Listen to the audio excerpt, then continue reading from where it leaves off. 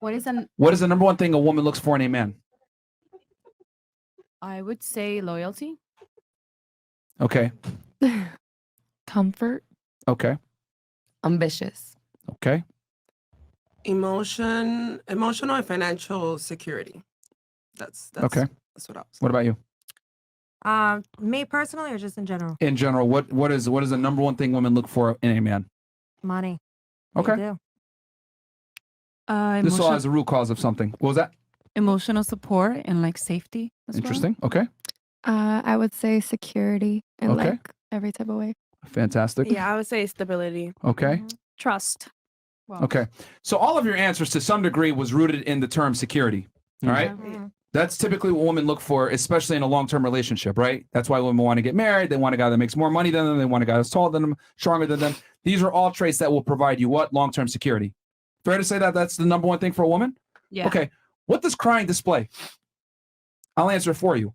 In potential inability to provide said security. So let's look at this objectively speaking. If we know most women look for security in a man, and I do something that displays my inability to potentially provide that, aren't I hurting myself? No. No. Oh, stop. Realistically speaking, yes, I am. You guys might say, no, you're not. But objectively speaking, I am. Now, what I'm doing is I'm basically opening up Pandora's box and seeing how you're going to respond to it. Well, we already discussed this earlier. Women are emotional and erratic creatures. Depending on how she feels that day, at that moment, when I decide to open up Pandora's box and cry, she might respond well to it. Why? Because when I cry, I'm showing her, hey, I'm showing you a moment of weakness where I might not be able to provide you your biological hardwired want, security. So what I tell men is, you got to deal with what is, not what you should do.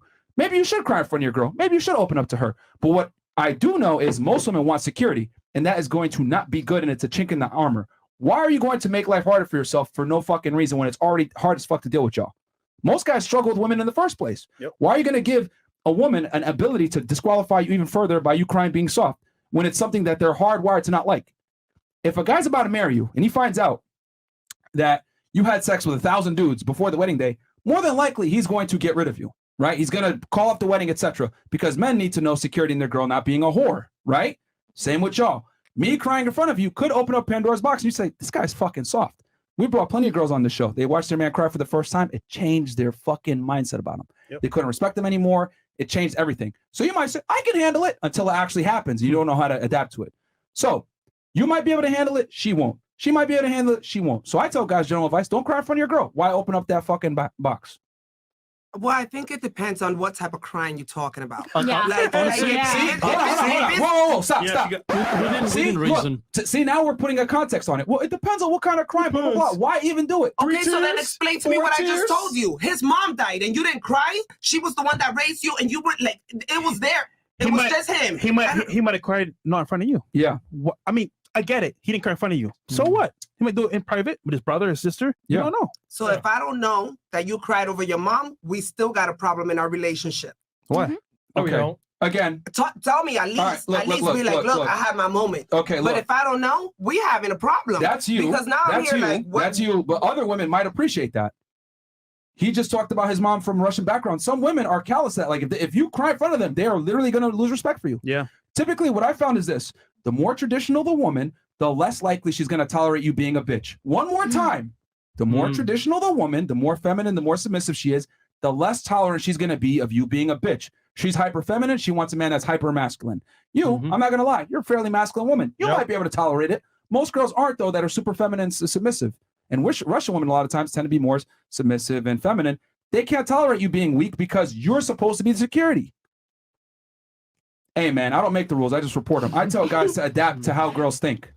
You disagree? Go ahead. What you were shaking your head. No. I mean, I definitely think it's That's also. my opinion. I definitely think it's also like a bit of a cultural thing as well. I feel like outside of the Western world, it's a lot more intense. So, like Eastern European countries, like we said, Russia, Ukraine, yada yada yada. Like those kind of places, like there's just no room to be a dude that cries and is weak. Yeah. You know, like my dad was in the army at 18 without having a choice. You know what I mean? He had to do that, even though he was like highly academic and he wanted to do his studies.